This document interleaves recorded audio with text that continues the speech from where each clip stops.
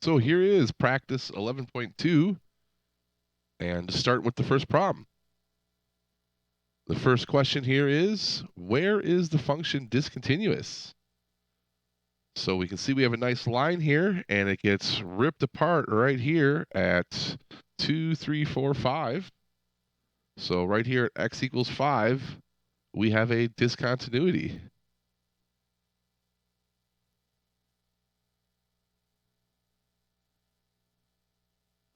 So the next question, using this number we just used, so that's what they mean by a here, the number we just inputted, so 5, and we have a minus superscript, so we're going to approach 5 from the left. So that means we're coming along the function, approaching 5. And what output are we approaching? We're approaching 10.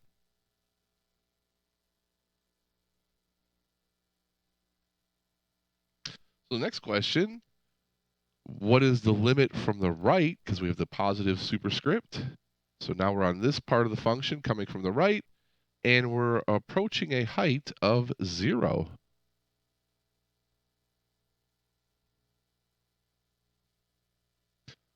So now we have the two-sided limit because there's no superscript.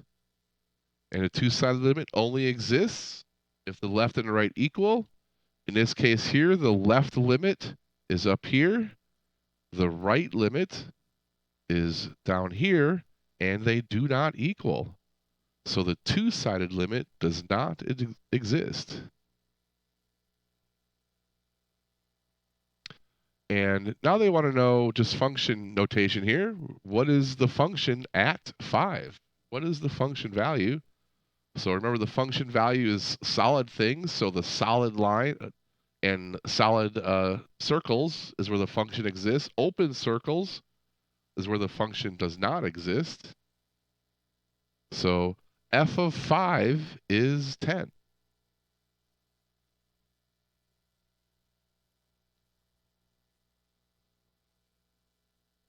And E, which condition for continuity is failing here?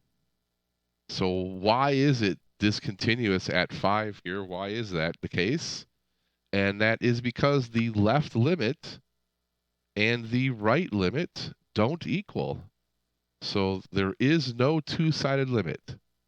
So the two-sided limit does not exist.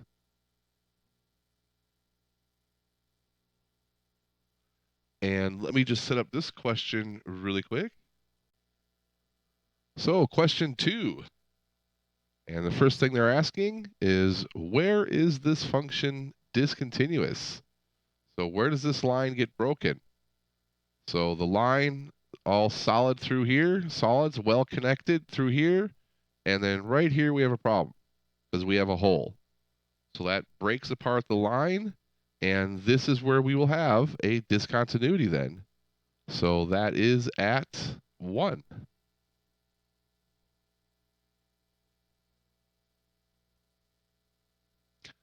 And the next question here is, well, what is the function value at 1? So remember, the function value is where the solid objects are. So here's a solid circle. That's where the function value is. The open circle means there is no function value. And so our output is 3.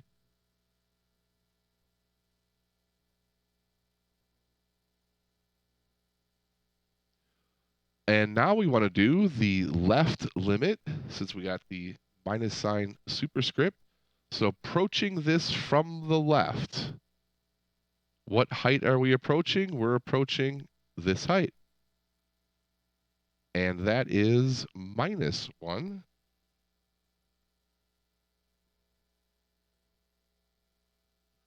And now they want us to approach from the right. So we're cruising along a function, approaching from the right. And what height do we find ourselves approaching? We again find minus 1.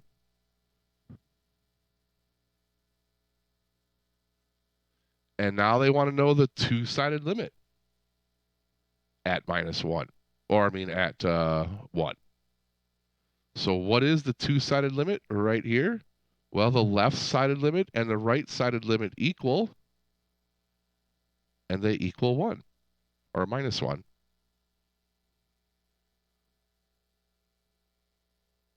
So just to be clear here, getting a little mixed up in the ones and minus ones there, the discontinuity is at 1. The limit, though, is minus 1.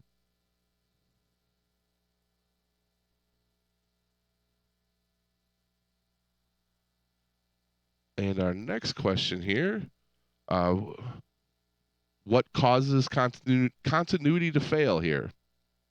So, well, the function's defined, because it's defined right there. So if the function is defined, that's true. The two-sided limit exists, so that's true. But the two-sided limit doesn't equal the function value. So we found for the two-sided limit is minus 1, where the function value is actually way up here at 3. So the function value does not equal the limit, and that's what's causing continuity to fail here. And that is option C, the two-sided limit does not equal, this is what fails, does not equal the function value.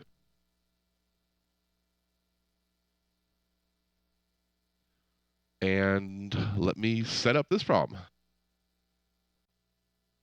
So checking out number 3, we have a function now, and they want us to find all values where this function is discontinuous.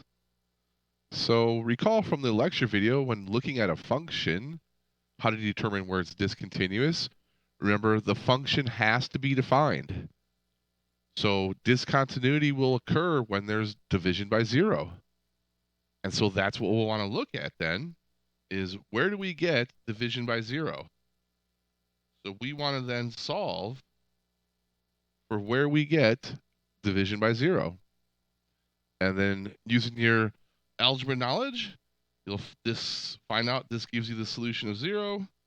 This gives you the solution of 7. And those are our 2 points of discontinuity. Both of those numbers will cause division by 0. So let's see what our options are, because they have a bunch of stuff here for a lot of different choices. First of all, we do have 2 values. So 2 values correspond to C, D, and E here, 2 values. And they also want us to know the limits for this.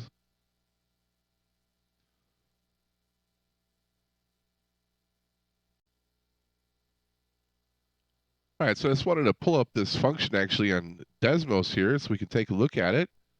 Desmos, again, great graphing tool. But we see at 0, we have a vertical asymptote. The function is discontinuous. And at 7, there's a vertical asymptote. The function is discontinuous, corresponding to what we got with our algebra here. And the question, well, we have to make choices based on what the limit is happening here.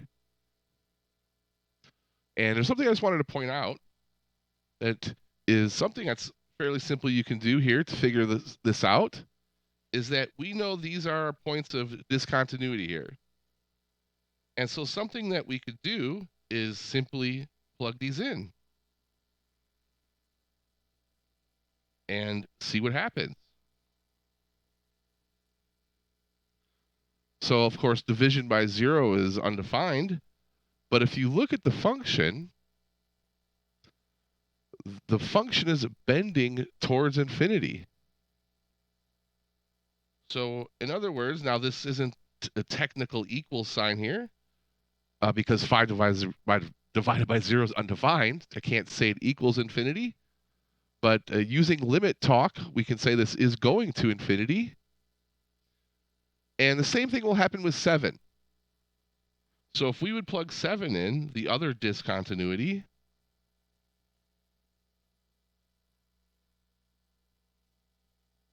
we also get division by 0.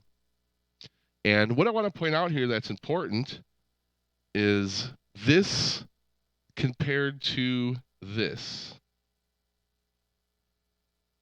because this is something different. This is what's indeterminate. These are vertical asymptotes that are bending towards infinity. So any number except 0, any number divided by 0 is going to give you a vertical asymptote, as you're seeing on the graph over here. But 0 divided by 0 is something completely different, and this is the indeterminate form. So I just wanted to point that out to keep that going in the brain. We've talked about the indeterminate form a little bit before.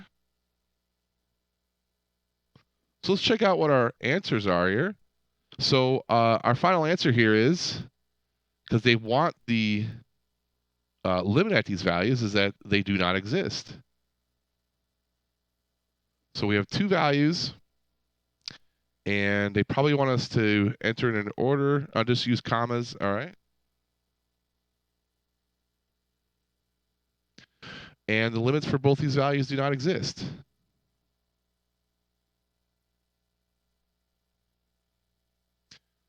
And let me just show that really quick again here. At 0, the two-sided limit. So if we approach from the left, we're going to positive infinity. When we approach from the right, we're going to negative infinity. These don't equal, thus the two-sided limit, it doesn't exist. And that's the same argument for 7. The two-sided limit doesn't exist. And so that's why I chose that answer for that last problem there.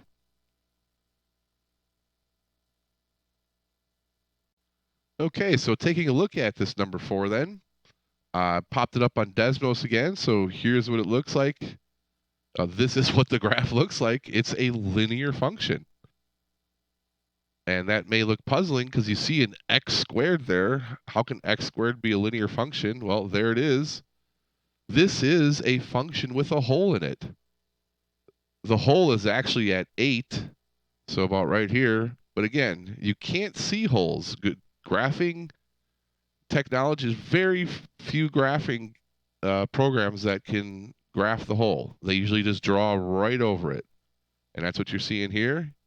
You see no evidence graphically of the hole.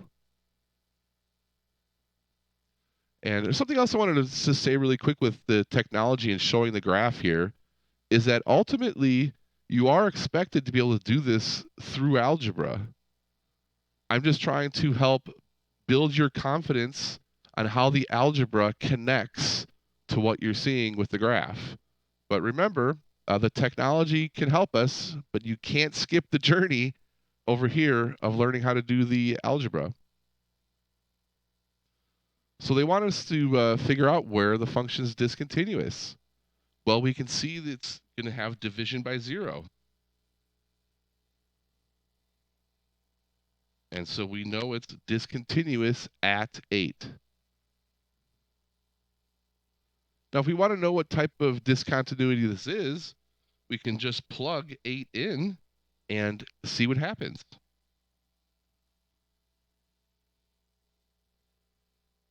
And we get 0 over 0, the indeterminate form. Remember, indeterminate means literally we cannot determine what this answer is. It doesn't mean there isn't an answer. It just means we can't determine it. So what we're going to do is see what we can do. If we look back at the original function here, we see the numerator is a difference in squares, and that's something that we can factor.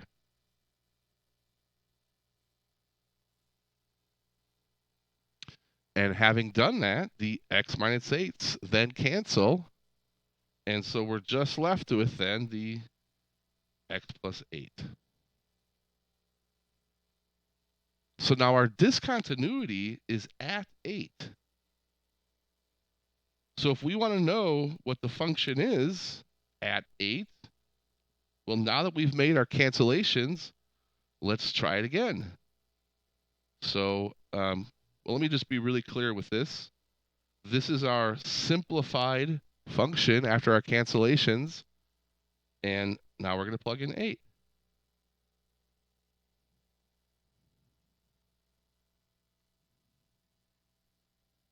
And that will be our limit. So we have one discontinuity at 8. So that's A or B. And we do have a limit because they want another number entered here. So our single discontinuity is at 8.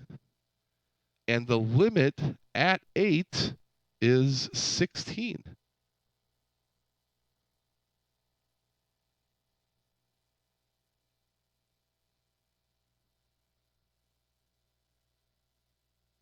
Oh, I was going to set up for this one, but I don't need to do any setup for this one. This is a great question because polynomials are our friends in calculus. I always jokingly like to say, because polynomials have a lot of properties that are very easy to work with. And here's an example. This is a polynomial. And notice a polynomial never has division by 0. So we never have to worry about that failure. A polynomial never has square roots. So we never have to worry about that failure. Polynomials are always continuous. Polynomials are everywhere continuous because polynomials are solid lines all through and through. And so our answer here is H. This function is a polynomial. Polynomials are everywhere continuous, all polynomials. And so f is continuous for all values of x.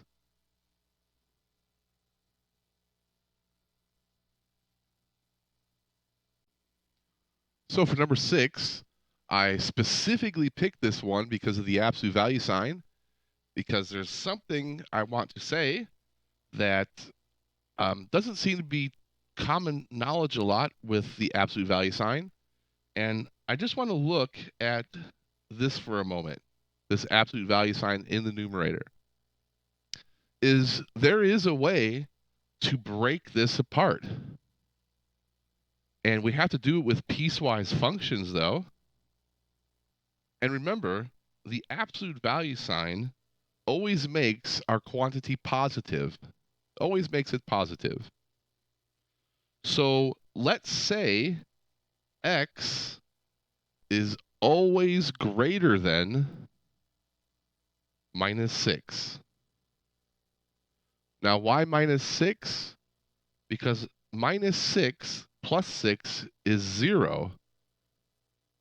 So any number greater than minus 6, say minus 5, minus 5 plus 6 is positive 1. In other words, all numbers greater than minus 6 will make this quantity positive. It will always be positive, which means the absolute value signs are no longer relevant because this quantity is always positive. And so we can write the absolute value sign as just x plus 6 when x is greater than minus 6. Now, what about when x is less than minus 6? So let's think about that for a second. Let's say minus 7. Minus 7 plus 6 is minus 1. Then the absolute value sign changes that minus 1 to a positive 1.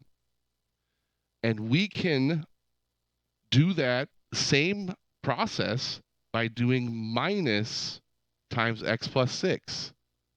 Because we know when x is always less than minus 6, we know x plus 6 is always negative. And so all we have to do is multiply that by minus sign, and now it's always positive again. And we can always do this for the absolute value. We can break it into this piecewise function. So what does that mean then for what we have? So that means that we can write this absolute value function then as x plus 6 over x plus 6 when x is greater than minus 6. And then when x is less than minus 6, so now we'll use this one in the numerator.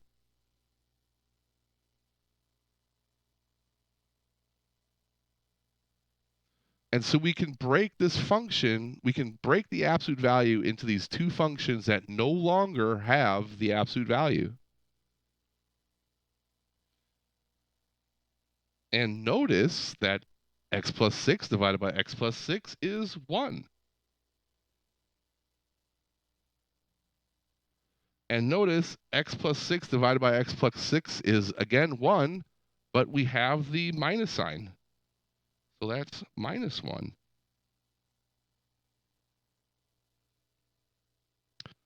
And that is exactly what this function looks like. This function is minus 1 all the way to minus 6. And then it's going to be positive 1 for everything greater than minus 6.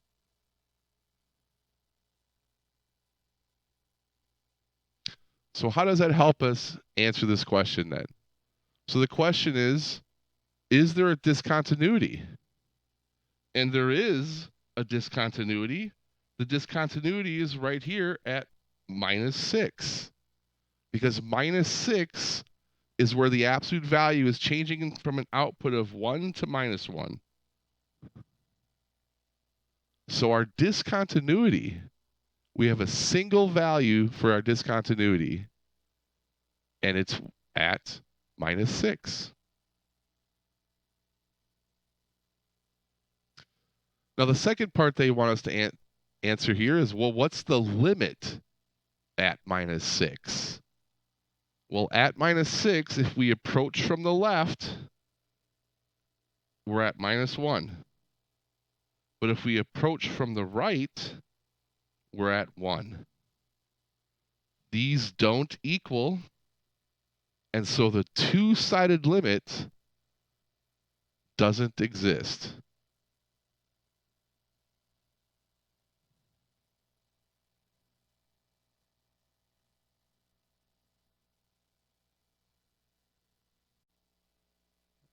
All right, for number 7. So now we have, there's no division by 0, but we do have a square root.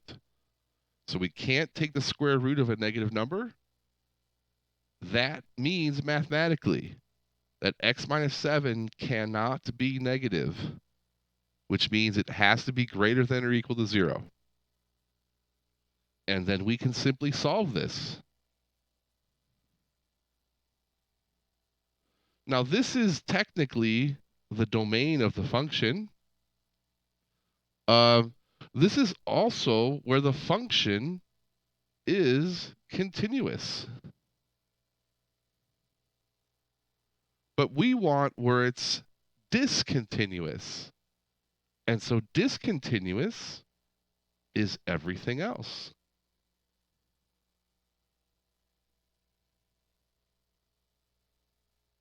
So looking at our choices here, we now have an interval versus the previous problems which just had single numbers. We now have an interval, so we'll have to choose the interval part, which is f and g. And so we have to determine if there's a limit or not. And let me pause a moment. All right, so I just wanted to bring this function up on Desmos really quick, because this kind of, I don't know if people tend not to believe this or not, but this is something that's just weird with square root functions, that the function just stops. It literally just stops right here. And, you know, I can zoom out forever here with Desmos. It literally just stops right there. And that's because it's a square root function. Because you can't take the square root of a negative number. So it just stops here. And everything less than 7, which is to the left, the function doesn't exist. It doesn't exist anywhere in this left area. And if the function doesn't exist, well, then there's certainly not a limit. can't have a limit of something that doesn't exist. That doesn't. It's talking nonsense then. Then how do you deal with something that doesn't exist? So we have an interval. It does say use interval notation. So our answer was everything less than 7. So they want this in interval notation. And that means we're going from minus infinity all the way to 7. And the limit does not exist anywhere in that interval. And again, square root functions can be weird sometimes. They just stop.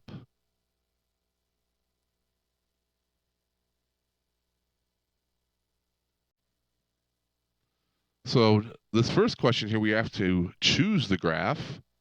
And so let's check it out right from the function. Starting with the top piece.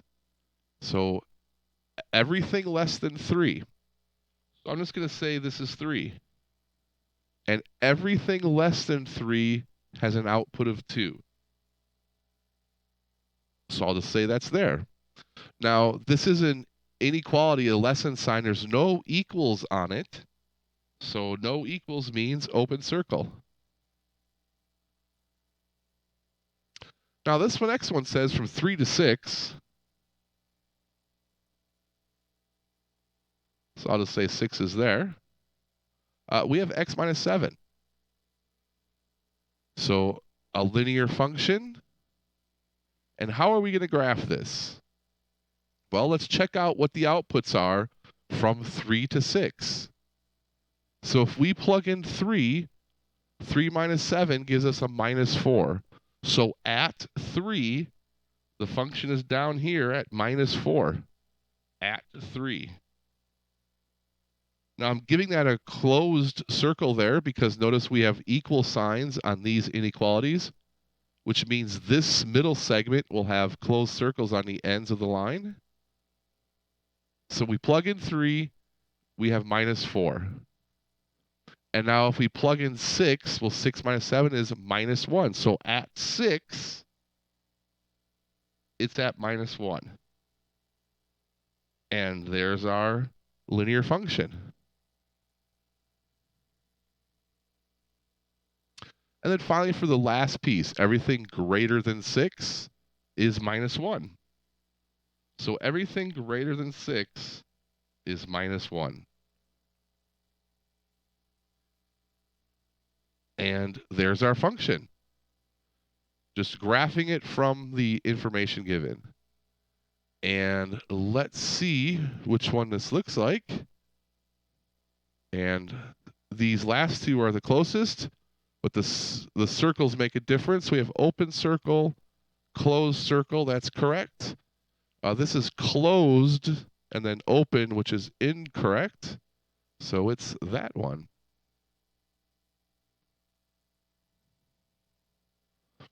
So now they're asking, where is this function discontinuous? Well, remember, that's where the line breaks. The line's breaking right here at 3. This is where it is discontinuous. By the way, notice there's 3 pieces. This is piece 1. This is piece 2. This is piece 3. Piece 1 and 2 don't touch. And that's why we have a discontinuity. Piece 2 and 3 do touch. And so there's no discontinuity there.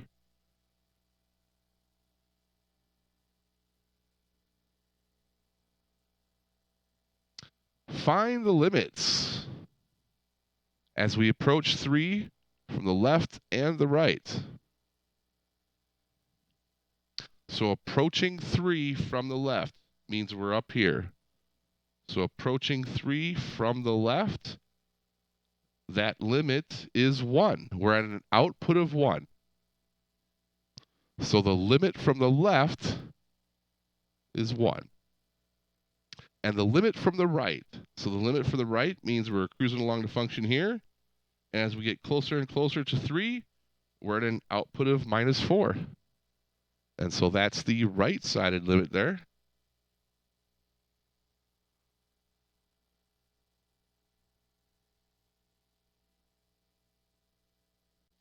All right, I got a bookkeeping mistake there. I put the left limit as 1, because if you look at my page over here, I wrote the number 1 here. But this 1 was meant to signify this is the first piece. If we look back at the actual function, we can see the output is 2. This is actually at an output of 2. So that 1 was, I used mistakenly, that 1 was meant to be for the piece label, not the actual height. The actual left limit here is 2. And again, that comes from the first piece. Their information they're giving us is the output is 2 there.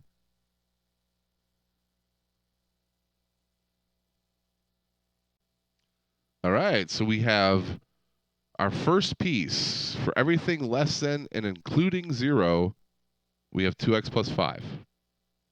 So 2x plus 5, plus 5 tells us the y-intercept. And it has a slope of 2x. So it's going to look something like that. Now this piece is for everything less than or equal to 0. So that's actually this chunk right here of the linear function.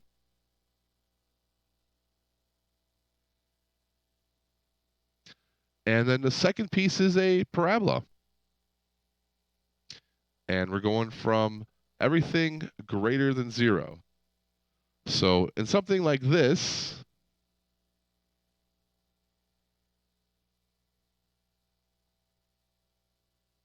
well, I was going to just try to factor that really quick, but that is not easily factorable. The x squared minus 5x plus 5, we'd have to go to the quadratic solution to actually get that,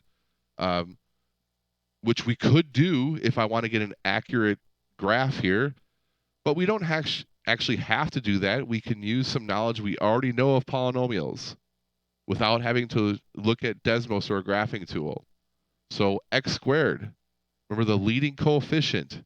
If the leading coefficient is positive, then we know the parabola opens up. Now, all the solutions here for our choices have all the parabola opening up, so I guess it doesn't help us. However, we know the parabola opens up somewhere on the right side, because that's what it's telling us. X greater than 0 means the parabola must be opening up on the right side. So that means A and B can't be true because they have the parabola on the left side. So that can't be true. So our options then are C and D, which have the parabola on the right side. So the question is here, the only difference between C and D is whether you have an open circle or they connect. And so how would we determine that? How do we determine if these pieces are actually touching? And we can do that by seeing what the values of these functions are as we get to this point of change, which is 0. So for instance, 2x plus 5, if we plug in 0, we have 5. For x squared minus 5x plus 5, if we plug in 0, we get 5. These equal, which means these pieces touch. And where they touch then is our option D.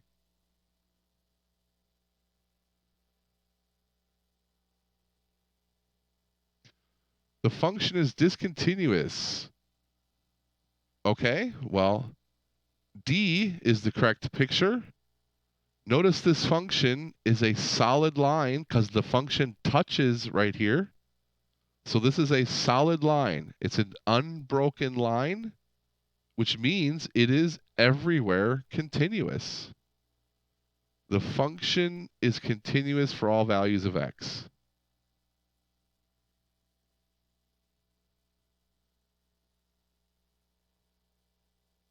And, oh, there's another part. part C. Find the limits from the left or the right. Well, no discontinuities were found in part B.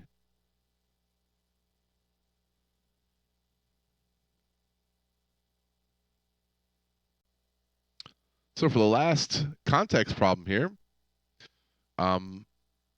says stuff about mobile homes and stuff, but you could also imagine this as like a moving company, a U-Haul, where you have to rent a truck and you pay so much per mile.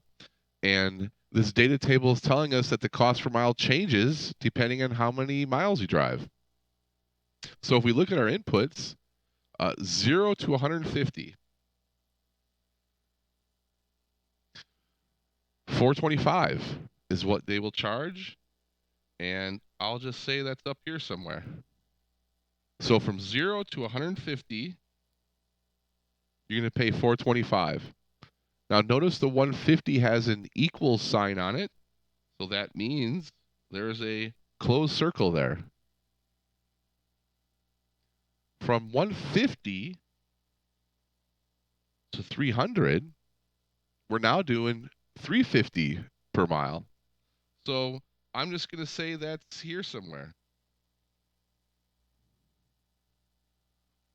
So the 150 does not have an equal sign, so that's an open circle. And then 300 does have an equal sign, so that's a closed circle. And that is constant. It's just $3.50. And then finally, for all values above 300, you'll pay $3.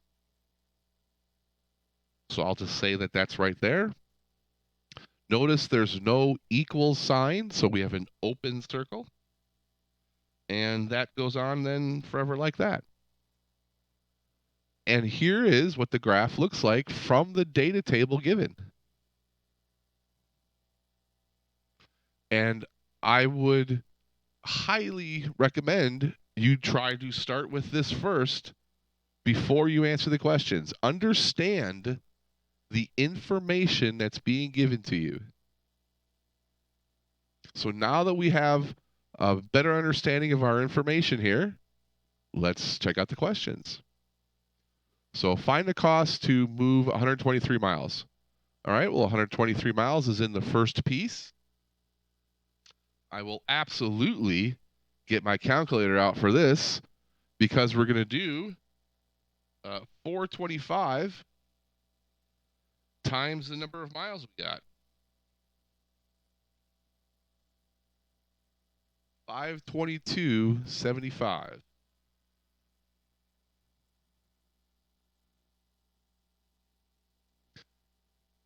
So now we're at 150 miles. 150 miles, of course, it's right on the borderline of change here between the price. But if you're exactly 150, that means you're still in the top piece because the 150, that's where the equal sign is. So 150 miles still is 425 times 150.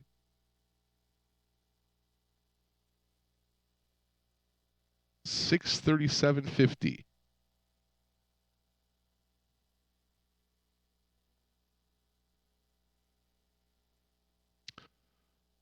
Now we're doing 153. So 153 is now in the second piece. So that means we're doing 350 times 153.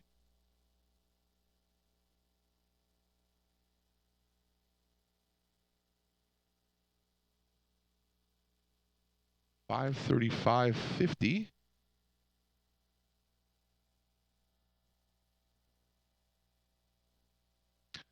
$300. Now this is exactly 300, so we look where the equal sign is. It's in the second piece.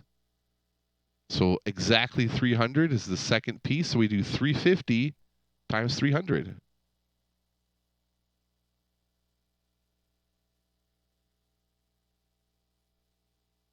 And I just totally spoke in lazy money language there by saying 350 because that's clearly 3.5, but you know, money, we kind of get a little lazy with our number talk. So So that is 1050.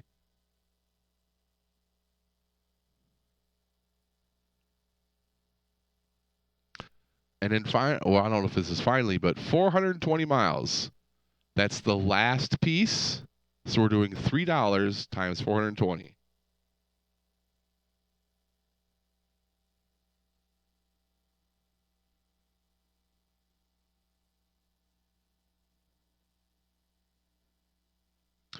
Where is C discontinuous? All right, now our graph here is going to pay off for us, because if we look at the graph, we can see it's discontinuous at 150 because the function gets ripped apart. Technically, we call this a jump discontinuity. It's also discontinuous at 300, where the function gets ripped apart again, another jump discontinuity. So it's discontinuous at 150 and 300.